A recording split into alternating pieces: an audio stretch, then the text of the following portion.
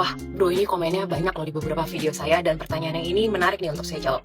Soal Ponzi, apa sih memangnya itu Ponzi? Nah, pertama, sebenarnya diinvestasikan itu kan uang kita. Ya paling nggak harus mau tahu dong informasi dan banyak baca. Terus kebanyakan kita ini kan tergiur dengan investasi yang janjiin tingkat pengembalian atau bagi hasil yang tinggi, tanpa tahu lebih dulu kredibilitas dan legalitas dari perusahaan investasi terkait. Nah, berdasarkan Wikimedia, skema Ponzi itu adalah modus investasi palsu yang membayarkan keuntungan kepada investor dari uang mereka sendiri atau uang yang dibayarkan oleh investor berikutnya, bukan dari keuntungan yang diperoleh oleh individu atau organisasi yang menjalankan operasi ini. Nah, skema ini tuh dicetuskan pertama kali oleh Charles Ponzi, orang Italia, yang kemudian menjadi terkenal pada tahun 1920.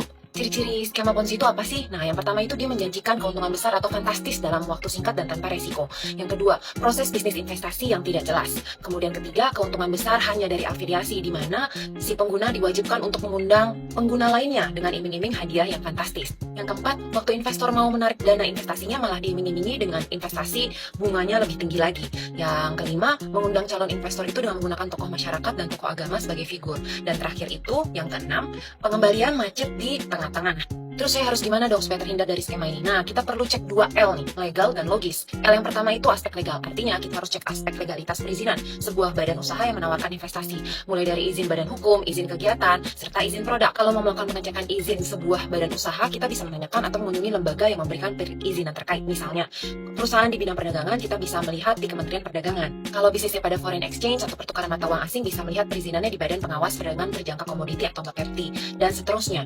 Kemudian L yang kedua ini adalah memeriksa sisi logis investasi tersebut, seperti melihat rasionalitas pembagian imbal hasilnya. Karena jika pembagian keuntungannya terlalu fantastis, maka hal tersebut perlu dipertanyakan. Nah, jadi silahkan cek sendiri untuk kesemuanya itu pada usaha saya saat ini yang lagi dijalankan. Proyek saya ini sudah ada legalnya dan juga secara logis juga masuk di akal. Buat yang mau tahu bisa cek langsung di profil saya dan jangan lupa untuk komen kalau masih ada yang mau ditanyakan atau hubungi saya. Ditunggu ya. See you!